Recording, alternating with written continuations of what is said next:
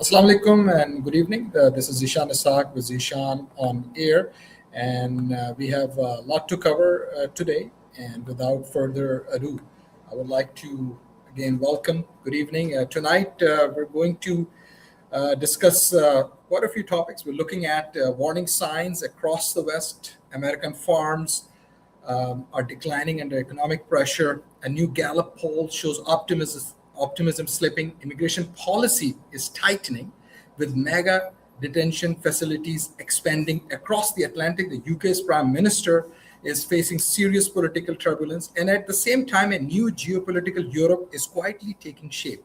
Is this a temporary cycle, or are we witnessing a broader reset in the balance of power, from economic strain to border security to political instability? The question isn't just what's happening, it's what comes next. I will also examine the health condition of former Pakistani Prime Minister Imran Khan, who has now spent more than 2 years in jail.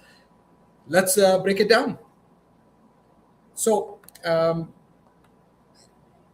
first key topic today has to do with this whole aspect of the boat, which has been targeted, and two people actually have been killed. And this incident is not new, but this is happening, especially in those Latin American waters and in that region. U.S. strike on alleged drug boat kills two and leaves a survivor. That's reported by NBC News. And the bulk of U.S. strikes near Venezuela and Colombia took place from September to December, but the U.S. has stepped up attacks again in recent weeks. The U.S. said Monday that it has a vessel allegedly transporting drugs in the Eastern Pacific, killing two people and leaving one survivor in the second such strike in the past 4 days. So that's important. So this just happened, and that's reported by NBC News. The U.S. The Coast Guard did not immediately respond to a request for comment. The U.S. Largely eased off attacks on boats in the region after the January 3rd arrest and removal of then President Nicolas Maduro of Venezuela. So this is the developing news, and we'll continue to keep an eye on it. Trump to repeal this climate funding in huge regulatory rollback. So that's another big topic, because this is where even former President Barack Obama has also weighed in and criticized this. So this reversal targets the 2009 endangerment finding, quote unquote, which concluded that 6 greenhouse gases pose a threat to public health and welfare. The finding provided the legal underpinning for the Environment Protection Agency's EPA climate rules, which limited emissions from power plants and tightened fuel economy standards for vehicles under the Clean Air Act. So, quote, the amounts to the largest act of deregulation in the history of the United States. This amounts to. That's basically what the EPA administrator Lee Zeldin said in an interview. So we'll see the impact, obviously, on communities across the U.S. The move is largely seen as a victory for the fossil fuel industry, and especially in Houston, Greater Houston area, where many oil and gas and energy companies, their headquarters is based right here in downtown Houston. So we'll see in the next few weeks and months what would be the fallout, and in terms of the public reaction to this. Since taking office, President Trump has sought to repeal rules that his allies in the oil and gas industry have cited as overly burdensome. Trump has framed fossil fuels as vital to economic and national security, and he has argued that expanded reliance on them will help lower energy prices. So that's the hope, and economists and those who focus on labor market and jobs, hopefully they'll hire. We'll see. The U.S. slips to its lowest ever rank in a global corruption index, and those Gallup polls have been out there, and then this was reported by CNN as well. And MSN has reported the world's most powerful democracy last year slipped one notch to 29th place out of 182 in Transparency International Corruption Perceptions Index, CPI. That's the lowest rank since 2012, when the index, established in 1995, was relaunched using new methodology. In its new position, the United States tied with the Bahamas, and was beaten by Lithuania, number 28, Barbados, number 24, and Uruguay, number 17. Quote, "We are very concerned about the situation in the United States," unquote, the Transparency International CEO, Myra Martini, told CNN Tuesday. Quote, "This declining trend might continue," unquote. In a statement, Transparency International, a not-for-profit coalition fighting corruption, raised further alarm about the United States. Quote, "Although 2025 developments are not yet fully reflected, actions targeting independent voices and undermining judicial independence raise serious concerns," unquote. It added, quote, "Beyond the CPI findings, the temporary freeze and weakening of enforcement of the Foreign Corrupt Practices Act," that's the FCPA, signal tolerance for corrupt business practices, while cuts to US aid for overseas civil society have weakened global anti-corruption efforts," unquote.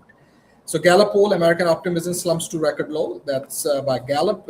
And further graphs are out there. US life evaluation edges closer to record lows, and you can see this graph right here. And then a steep drop since 2024 in future life ratings reported among Democrats, Hispanic adults, and among US adults. Anticipated life in 5 years slumps to record low in 2025. And you can see since 2021, it has been going down. In 2021, that's when the pandemic happened, right? COVID-19, and then 19, 20, 21, and then especially in March of 2020 and beyond, that's when this COVID thing, that pandemic was all over. And since 2021, you can see the decline from 62.1% to now 59.2% in 2025. Current life percentage is 7 to 10. They're saying that's a different. Future life expectancy percentage is 8 to 10. And obviously, there's a lot of anxiety, mental health, and it impacts. It starts from the brain, goes all the way to the body. And you can talk to physicians and discuss your own situation as well, because people need to work on their mental health as well as physical health. Associated Press, AP News, Trump's immigration chief testify in Congress following protester deaths, and NPR reported immigration officials to testify before House as DHS funding decline approaches. So the wheeling and dealing and negotiations still happening. ICE reveals $38 billion with a B, Bravo, for immigration mega jails. So mega jails are coming near you, and that's why people who do not have their immigration status in order, or they are undocumented, they really have to focus on it. And those who are American citizens, they are concerned. Some people are keeping their passports with them, and that's a good idea to keep your passports with you all the time. That's what many people are discussing and talking about. Border czar Tom Homan basically has said Minnesota ICE search to end, but at the same time he said today that some security forces will remain in Minnesota, and especially Minneapolis. And The Hill reported that government, especially with regards to this partial government shutdown, looms over the DHS funding, but they do have funding for this year, because the big beautiful bill, the way they crafted it last year, they made sure that the next shutdown should not impact the DHS and especially ICE operations. Congress battles toward Homeland Security shutdown without off-ramp in sight. And Homeland Security wants, this one reported The Hill, and the New York Times reported Homeland Security wants social media sites to expose anti-ICE accounts. So a lot of people, they are really against ICE. Remember, there are good officers as well in ICE, and then there are not so good officers, and that's where they need more training and what have you. But at the same time, these are immigration custom enforcement, law enforcement officials. And if we're going to have threats, verbal threats or physical threats, that's where a lot of people are getting in trouble as well. So the New York Times has reported this, and they said that the department has sent Google, Meta, and other companies subpoenas for information on accounts that track or comment on ICE officials and tech workers. So those who are working in ICE. And then there is a debate going on, obviously, with Democrats and Republicans with regards to covering the masks and not covering the masks, because that's another issue that's being debated. Resistance erupts over ICE's warehouse buying spree. A massive buyer, this is reported by the Axios as well, a massive buyer has entered the market for commercial warehouses, sparking furious local protests. The Department of Homeland Security has scouted dozens of locations to retrofit into ICE detention centers. The biggest ones could hold as many as 9,500 people. So this is also very important news with regards to the train has left the station. People who do not have a status in this country, they really need to figure it out how they're going to stay with their families. Almost 2 million people have self-deported themselves along with their families because they didn't want their families to be separated because of this crackdown on people who do not have the right documents or their statuses are not legal in this country. So I'm reporting, you decide, and it's important that we stay informed because we do not want to see children and families separated like this. No human would want to see that. There are also issues with regards to this farming and farm call. So the future of American farming isn't pretty in Guinep's view. This is a fifth generation farmer, and he predicts it will resemble a contract needed in which farmers work the land for someone. They would actually basically would work the land for someone else, pay rent, and are personally responsible for the debt incurred to keep the farming running, to keep the farm running.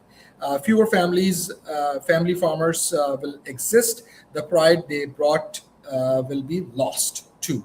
So this is another situation that many farmers are facing, and we'll see in the next weeks and months in terms of how this situation is resolved, or at least in the favor of farmers, because we all need food to eat and we want to produce good food, all types of vegetables to meat because cattle, right, on these farms, and then also with the fruits and all different kinds of items from an agriculture products perspective.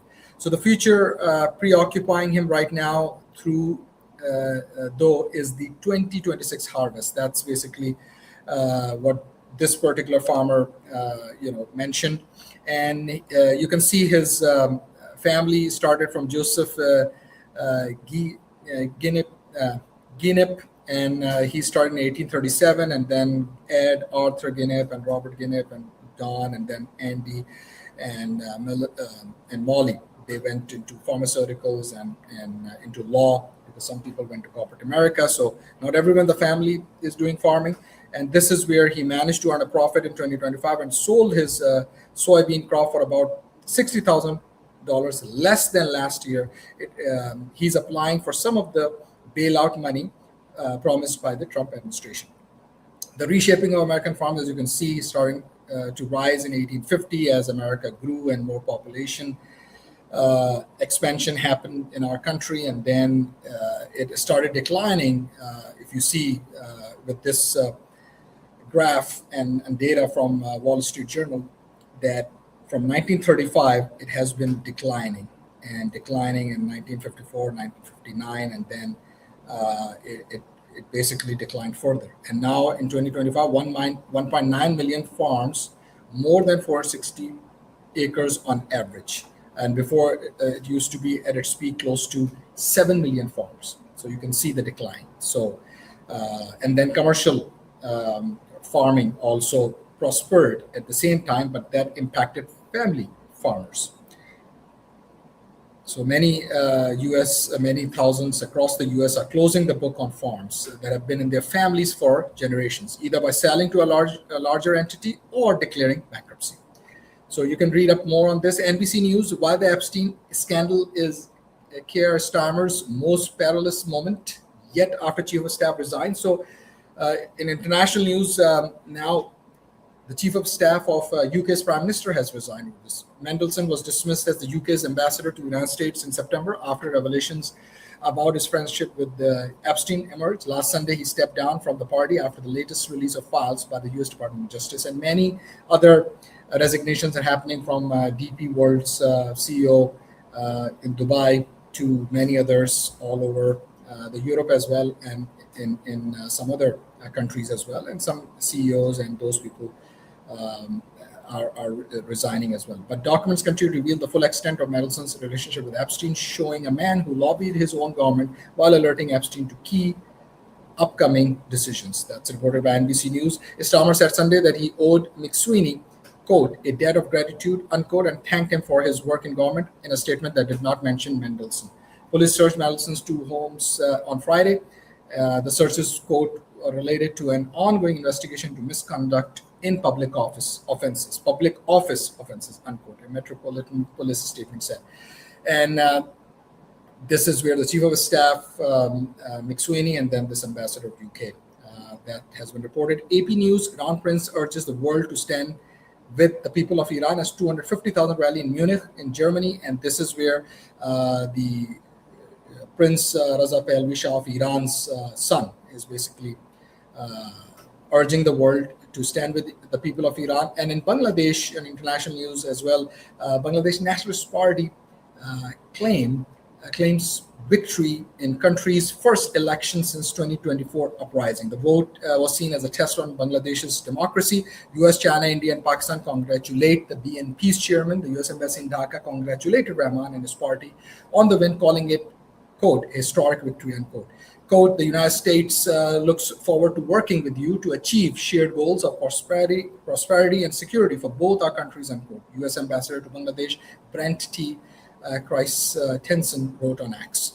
And further, Islamist Jamaat Islami party makes inroads. The contest was largely a two-way race between the BNP and 11-party alliance led by the Islamist Jamaat Islami.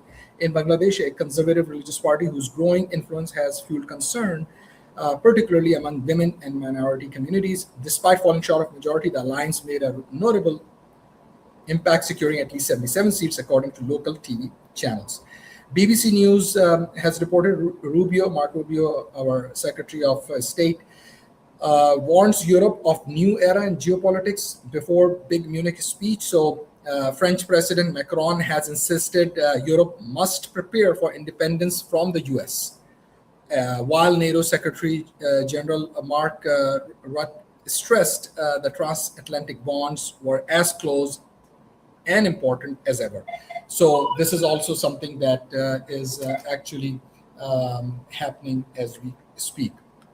And at least 6,000 people killed over 3 days during RSF attack on Sudanese Al-Fashir, UN says, and this is where in the past 3 to 4 days, 6,000 people are dead. So our thoughts and prayers are with them, and that's a very tragic situation. And Darfur and Khartoum and now again Sudan is in the news. NPR reported this, and ESPN reported Imran Khan to be moved to hospital amid raising health concerns. So 85% to 90%, and some doctors, physicians, eye specialists are saying his entire one of the eye has lost vision.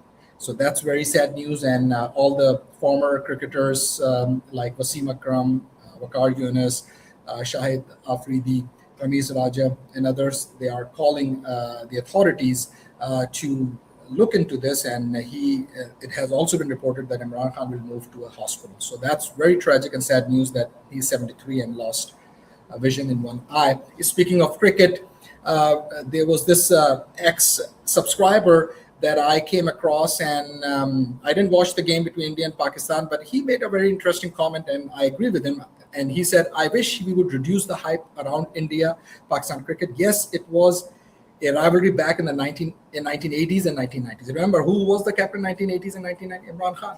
And during that time, Javed Mirdad was also a captain for several years. So since then, if you look at ESPN Cricket Info, India has won in T20 7 games, and Pakistan won 1. That was a very decisive victory with 10 wickets.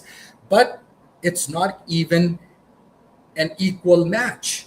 because in terms of the hype and commercialism, what have you. So we hope that it's up to the people and people like us to actually look into this with regards to not hyping it up to a certain degree with inflated egos or what have you, but looking at it more from just a sports perspective.